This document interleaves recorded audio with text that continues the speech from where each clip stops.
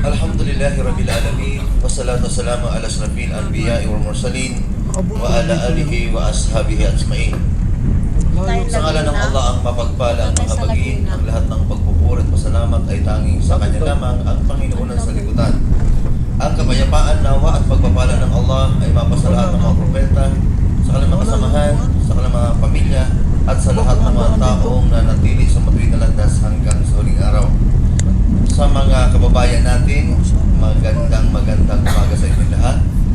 At sa mga kapatid yung Muslim, ang pagbati natin ng kapayapaan. Assalamualaikum warahmatullahi wabarakatuh. Sumainyo na ang kapayapaan, ang habag at pagpapala ng Allah ay mapasa atin lahat. Mga mahal na tagapakinig, unang-una ay nagpasalamat ako sa dakilang may kapal sa pagkakataong ito na kung saan ay pinangyari niyang magkaharap-harap tayo. Pangalawa, pinapasalamatan ko po ang pamunuan sa kampong ito. Pag di ako nagkakamali, ay kay Colonel Ibanez. Sa pagpapahintulot na kami ay makausap kayo. At syempre, higit ko po kayong pinapasalamatan dahil mahirap po tumindig dito kung wala kayo dyan sa harap namin. Ano kaya ito? Para po sa inyong kaalaman ng kaunti, sabi ni Brother Yusuf ay sa akong masbatin nyo. Karagdagan pang papakilala, ako dito na tayo, sa bayan ng ano San na tayo, Fernando, nakadaan tayo dito eh. Masbate. Love, di ba? Nakadaan tayo dyan? 13 years pa lang akong yumakap sa Islam. Doon ka. And 13 Sabi years mo pa dyan, lang yun ang ano dyan ka nakaano na mga bahay. kababayan, Doon pa tayo doon eh. Doon ang ka aking naman. pagsang tatalakayin sa inyo sa ngayong umaga, yung kasaysayan ng Islam dito sa ating bansa. Dahil baka akalain ng iba na ang Islam ay katulad lang ng ibang pananampalataya dyan o di kay katulad ng mga bagong relihiyon. Para po sa inyong kaalaman, napakinggan nyo si Brother Omar, isang Ilonggo, ako Masbatinyo. Marami sa mga kababayan natin na mga Kristiyano ang yumayakap sa Islam. Siguro hindi naman lingid sa inyong kaalaman, isa na doon si Robin Padilla. Ang mga kababayan nating Kristiyano, kapag nakakarinig ng mga kababayan nating Kristiyano na nag-Muslim, ang sabi nila, kami di umano ay nagpabinyag sa Islam, o di kaya'y nagpabinyag sa Islam, o di kaya'y nagpalit ng relihiyon. Itong nagpabinyag sa Islam at nagpalit ng relihiyon na salita, hindi po yan tama. Dahil kung kayo ay magmo-Muslim, walang binyagan po na magaganap. Ako nung mag-Muslim ako, hindi ako bininyagan dahil ang pagpasok sa Islam, ulitin ko, walang binyagan. Pangalawa, hindi rin ako nagpalit ng relihiyon. Kundi ang tama na katawagan sa amin, balik Islam. Bakit po balik Islam? Sa paniniwala ng mga Muslim, dahil sinabi ni Propeta Muhammad, sumakanya nawa ang kapayapaan, ang lahat ng bata na isinilang ay Muslim. Ang naggawa lang sa kanila ng ibang pananampalataya, ang mga magulang, kasi tinuruan sila. Halimbawa tulad ko, isinilang pala ako ng nanay ko, Muslim. Dahil ang nanay ko ay Christian, tinuruan ako ng pagdasal. Pinakilala sa akin pag lumalaki na ako na ito si Mama Mary, ito si Papa Jesus, o ito si Jesus na ating Diyos. Yun lang ang nagturo sa akin. So sinabi ni Propeta Muhammad SAW, lahat ng bata na sinilang ay Muslim. Bakit? Ano bang ibig sabihin ng Muslim? Mga nilikha na sumusunod sa batas ng Diyos. Kailan po ako nawala sa pagiging Muslim? Nung ako'y pinabinyagan ng aking magulang. Kung kayo po dito, nung isinilang ng normal sa mag-asawa pag nagsilang ng sanggol dito sa ating bansa na Christian, uy, pabinyagan na natin ang ating anak. Pag dinala yung bata sa Seventh Day Adventist, pinabinyagan, paglaki ng bata, sa ayaw niya sa gusto, Seventh Day Adventist siya. Pag sa Iglesia ni Cristo mo binyagan, paglaki ng bata, doon siya. Saan ako dinala ng magulang ko? Sa pari. Doon ako pinabinyagan. Kaya mapapansin ninyo pag nagbinyag ang pare, sa araw na ito ay binabautismo kita sa ngalan ng Ama, Anak at Diyos Espiritu. At ngayon, isa ka ng ganap na Kristiyano. Ano po kayo kanina? Muslim. Yan ang turo sa Islam. Lahat tayo Muslim. Maliban pa po dyan, kung babalikan natin ang kasaysayan ng ating bansa, di hamak na nauna ang Islam dito kumpara sa Christianity. Ayon sa kasaysayan ng ating bansa, 1380 pa lamang, dumating na dito isang Arabong misyonaryo na si Sharif Makdum. Dumaong siya sa parting Mindanao. Doon siya unang nagpalaganap ng Islam. Kaya ang kauna-unahang simbahan na napatayo dito sa ating bansa, simbahan ng mga Muslim. Yung Sharif Makdum Mosque na matatagpuan sa Tubig, Indangan, Simonol, Tawi-Tawi. Paglipas ng ilang panahon, dumating sa atin ang 10 dato. Dumaong sa Bisaya. Nakabili ng lupa kay Marikudo, na si Marikudo, ang pinuno ng mga Eta. At doon naman nagpalaganap ng Islam. Si Sharif Makdum sa Mindanao, ang 10 dato sa Iloilo. Di nagtagal ang 3 dato, kasama si Dato Puti, tumulak patungong norte. Itong 10 dato na ito, pinag-aralan natin ito na nasa elementary grade pa tayo. Dato Sumakwil, Dato Paduhinog, Dato Lapu-Lapu, Dato Balinsula, Dato Sikatuna, si Dato Puti, sa suka na lang natin nakilala. Nawala tayong kamalay-malay, ito si Dato Puti, ang leader ng 10 dato, dahil siya ang bihasa sa paglalakbay sa karagatan. So doon niya sila dumaong sa parting Bisaya sa Iloilo. So di nagtagal, yung 3 dato tumulak ng norte, dumaong sa Nasugbu, Batangas. Kaya wag po kayong magtaka, dito po ba may Batangginyo? Wag kayong magtaka, ang mga Batangginyo pag nagsalita, oras-oras, minuto, tinatawag nila ang Diyos ng mga Muslim. Alai, alai. Dahil yung 3 dato na natili sa Nasugbu, Batangas. So paiksihin natin ang pagsasalaysay ng kasaysayan dahil aabutin tayo ng hapon. Kailan dumating ang Christianity sa ating bansa? Nandun po yan sa kanta ni Yoyoy Villame. Ang boses ko hindi pang kanta. Pero sa pagkakataong ito, pipilitin kong kantahin ang kanta ni Yoyoy Villame. Maalala nyo lang. Sabi ng kanta ni Yoyoy Villame, on March 16, 1521, when the Philippines discovered by Magellan, the people were baptized under the name of Christ, and that's the beginning of our Catholic life. March 16, 1521 lamang. Dinala dito ng Kastila ang pananampalatayang Christianity. Kristyanismo. 1380, nandito na ang Islam. Sabi ni Yoy Villame, when Magellan landed in Mactan, to Christianize them everyone. But Lapu-Lapu meet him on the shore to tell Magellan to go back home. Paglapag ni Magellan sa Mactan, Cebu, nakasalubong niya sa dalampasigan si Dato Lapu-Lapu. Hinamon niya ito kagad ng away. Ayaw ni Dato Lapu-Lapu dahil Muslim. Islam kapayapaan. Kaya sabi niya, umuwi ka na lang. Mapilit ito si Magellan dahil nakadamit siya ng bakal. Kung tawagin niyan, kutamaya. Kaya hinamon niya talaga si Dato Lapu-Lapu. Si Dato Lapu-Lapu nakabahag. Yan ang makikita natin ngayon. So pinilit niyang labanan siya ni Lapu-Lapu. Kaya sa kanta ni Villame, when the battle began at noon, Bulos Spurs versus guns and cannon, with Magellan was hit on his knee, he fell down and cried and cried. Hindi tinagaan ni Lapu-Lapu si Magellan sa katawan dahil may bakal. Tinaga siya sa tuhod, pagtumba niya, saka siya niliigan. Bilang patunay po, mga mahal na tagapakinig, sa hanay ng pulisya, Marines, Navy, ito ang makikita niyang pangkaraniwan sa pulis na logo. Maging sa Marines, maging sa Navy. Ano ang tawag niya? As you can see, Kalasag ni Lapu-Lapu. We're going back. Kasi siyang magiting naman dirigma, kapatid namin. Siyang pumatay sa dayuhang Kastila na walang hapas na sinasakop ang ating bansa.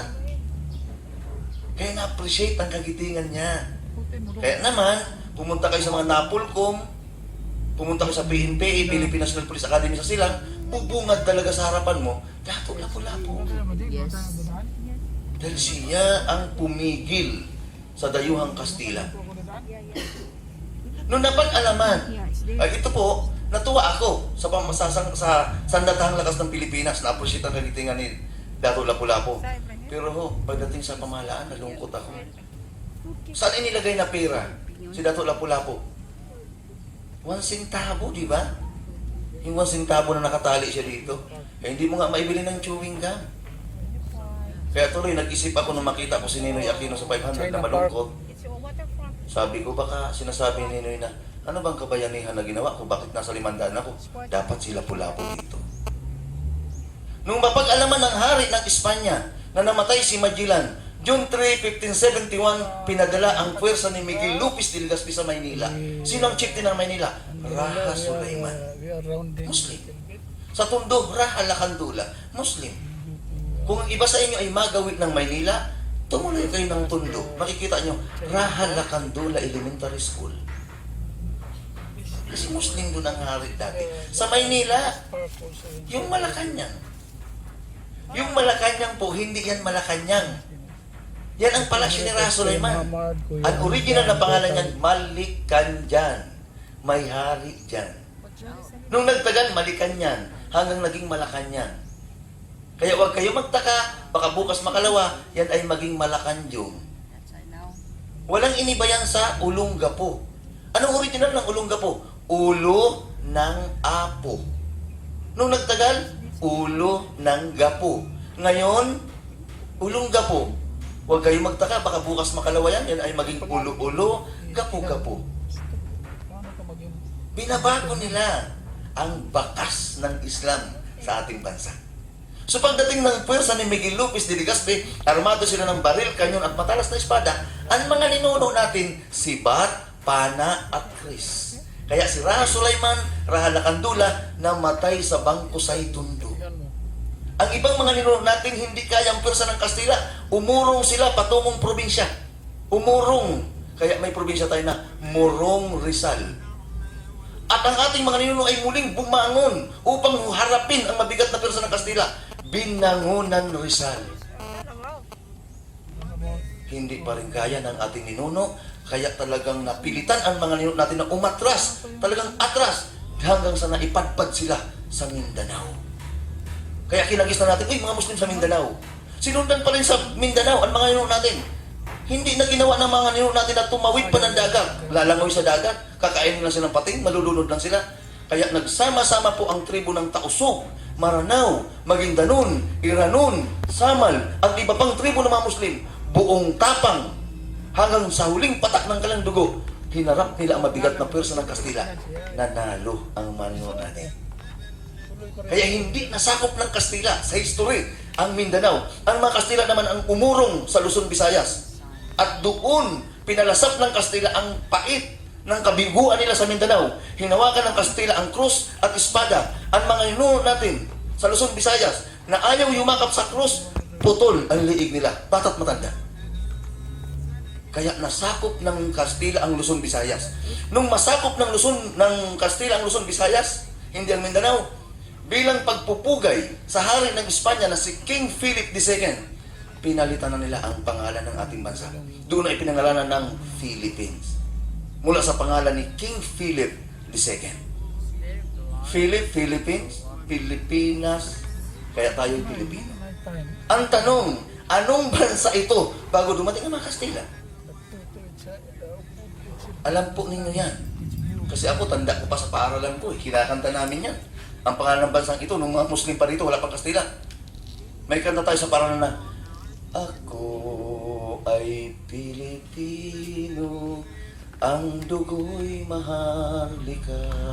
Ang pangalan ng bansa natin ay Maharlika. Kaya ang tawag sa kababaihan dito ay Maharlikana kapag lalaki Maharlikano. May dugong bughaw. Royal blood tayo. Kaya bilang patunay niya, nandyan pa ang bakas. Mula Norte, mula Ilocos, na highway hanggang Bicol. Ang pangalan niyan ay Maharlika Highway. at tumawid pa kayo ng aling samar, maharlikahay pa rin yun. This already. Kajing. Bilang patunay na itong pangalan ng ating bansa. Mga mahal na tagapakinig, kung bakit ko kwinunto sa inyo ang kasaysayan ng Islam sa ating bansa, dahil kung ako o kami na dating Christian ay nag-Muslim, mali na tawagin kami nagpalit ng relihiyon. Kundi ang tama na katawagan sa amin, balik Islam.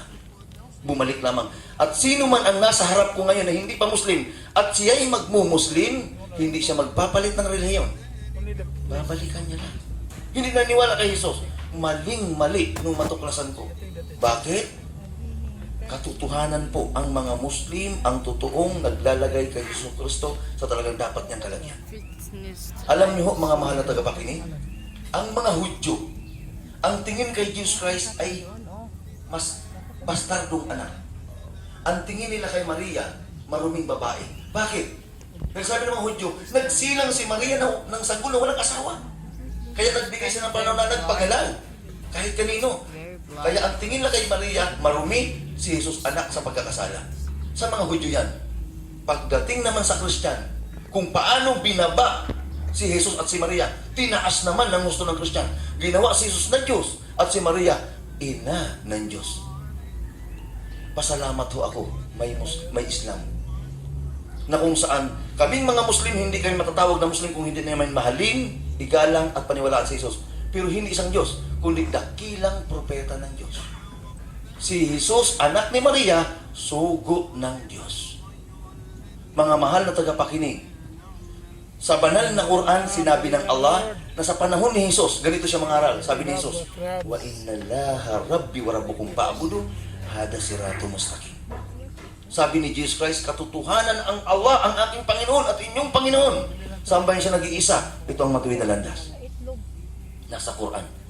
Kung titingnan nyo ang Biblia na hawak ng ating mga kapatid na Kristiyano, ano sabi ni Jesus? Ang sino man duminig ng aking salita ay duminig sa Diyos na nagsugo sa akin. Ayaw kumain. Sugo. I-stop lang natin kasi pag Kaya po mga mahal at pagpapakinig, Islam lamang ang naglalagay sa kay Jesus Kristo talagang dapat niyang lalagyan. Para po sa inyong kalaman, si Hesus Kristo pinadala lamang ng Allah sa angkan ng Israel.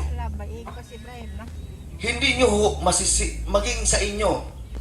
Alam ko, sa hanay ng sangkakristyanuhan, lito sila. Bakit? Nung ako'y Katoliko, tinanim sa puso't isipan ko ng pare, si Jesus ay Diyos. Pero may tatlong katanungan na nabuo sa isip ko nung ako'y aktibo sa simbahan. Sabi ko, kung si Jesus ang Diyos, siya ang lumikha sa langit at lupa. Bakit pag silang sa kanya Maria, may langit at may lupa na? Paano niya ito nagawa? Pangalawang tanong, kung si Jesus ang Diyos, ano ang tawag ni Maria kay Jesus? My son o my God? Natitiyak ako, my son, not my God.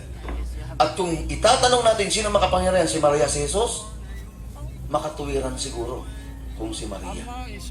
Dahil kung hindi inalagaan, hindi pinakain ni Maria si Jesus, baka mamatay yun.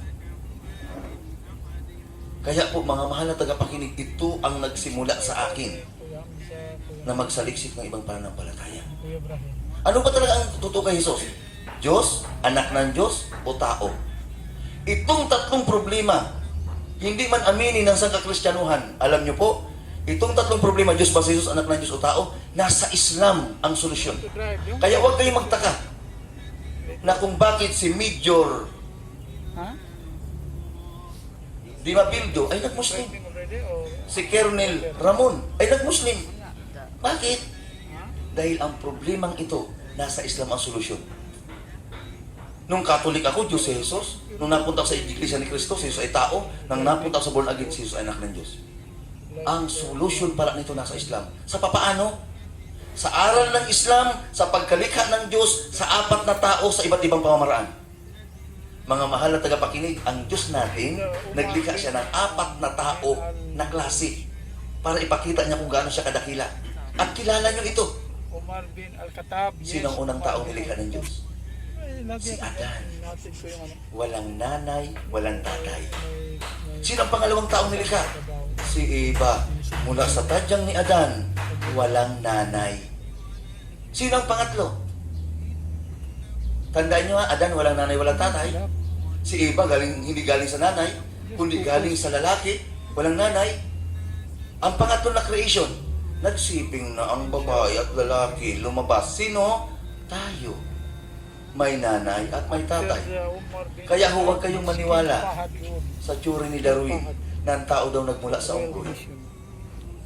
Hayaan na natin si Darwin, baka mukhang unggoy siya. Ako, ang gagwapo ninyo, maniwala kayo mula sa unggoy. Huwag. Hayaan na natin siya. So nagmula tayo kay Eva at kay Adan. Nanay, tatay na. Sino ang pang-apat? Kung si Adan nilikha ng ala, walang nanay, walang tatay.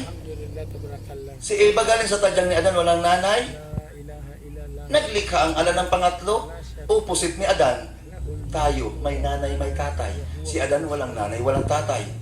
So kailangan mayroon din katimbang ito si Eva. Si Jesus may nanay, walang tatay. Kabaliktad ni Eva, galing sa lalaki, walang nanay.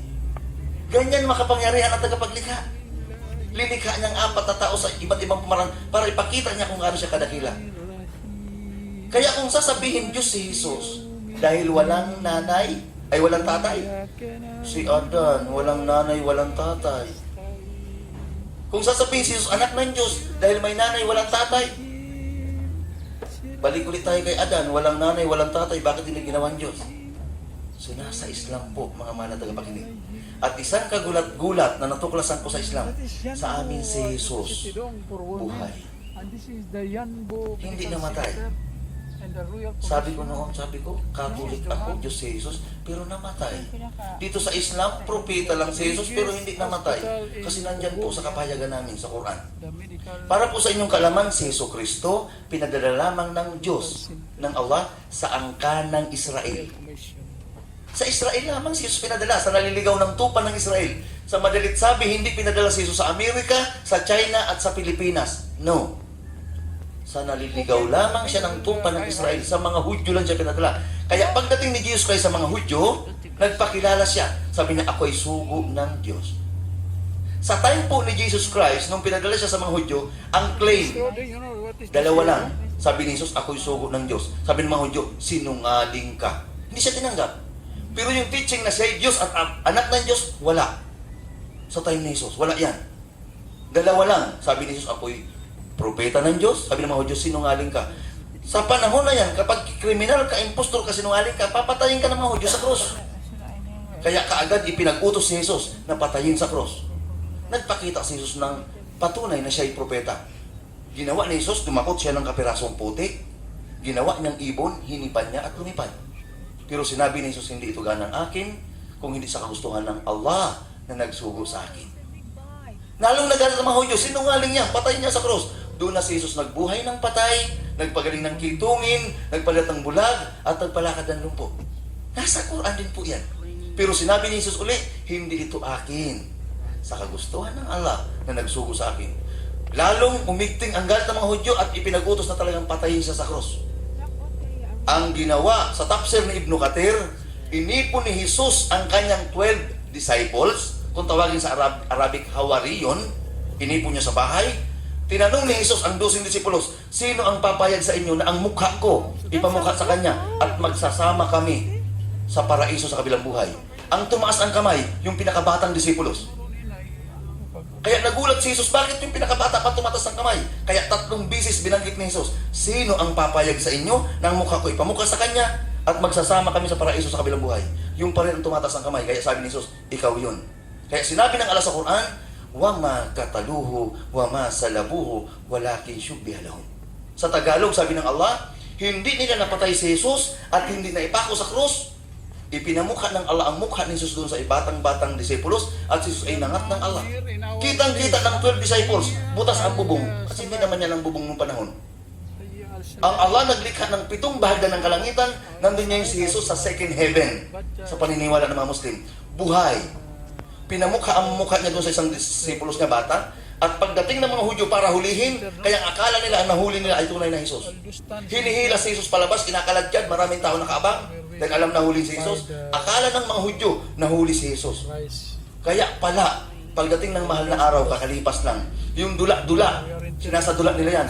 Yung nando sa taas ng cross, tinutuloy, sabi nila, ikaw si Jesus, sabi nila, hindi. Ikaw si Jesus, tinutusok. Nung tutuluyan siya, sabi niya, Diyos ko, patawarin mo sila. Hindi nila alam ang kanilang ginagawa. Hindi pala yung si Jesus. Yung ang batang disciples. So si Jesus, ulitin ko, nandun yan sa second heaven buhay. Kaya ang mga Muslim, naniniwala kami sa second coming ni Jesus Christ. Wala nang ibang babalik na propeta, hindi si Abraham, hindi si Muhammad, hindi si Moises, dahil patay na po sila. Si Jesus Christ lamang ang babalik dahil buhay siya. Tanda na malapit na ang araw ng paghukom. Huwag po kayong maniwala ng isang taong namatay, may kakayahang bumalik. No. Dahil kung ang patay na inilibing at may kakayahang bumalik, solve na sana ang kaso ni Nini Aquino at ni Nida Blanca.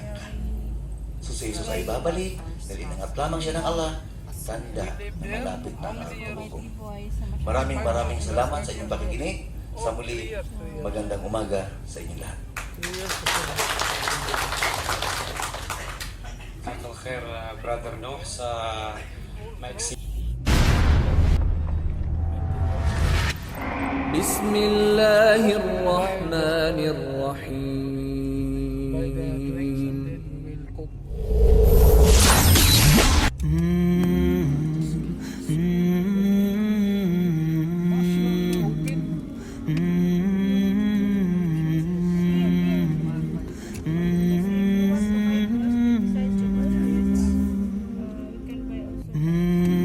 Angel, two women will make shahada. Allahu Akbar, Allahu Akbar. Okay, announce. Okay. Alhamdulillah Rabbil Alameen. There is two sisters are gonna announce the shahada right now. So please, Muslim people. Dalawang babae mag-shahada. Allahu Akbar, Allahu. Can I be the honor? Can I be the honor, Sheikh, please? Can I? I'm the one. Okay, sige. I'm the one. Okay. Okay, sister, inanyahan po namin yung sister na mismo Come. Allahu Akbar, Allahu Akbar, Allahu Akbar, Allahu Akbar. Inshallah, ikagagala po namin na ang sister namin ay magpusila dito. You don't know how happy are we, sister, seriously for you to be guided to the right path, the path of Jesus.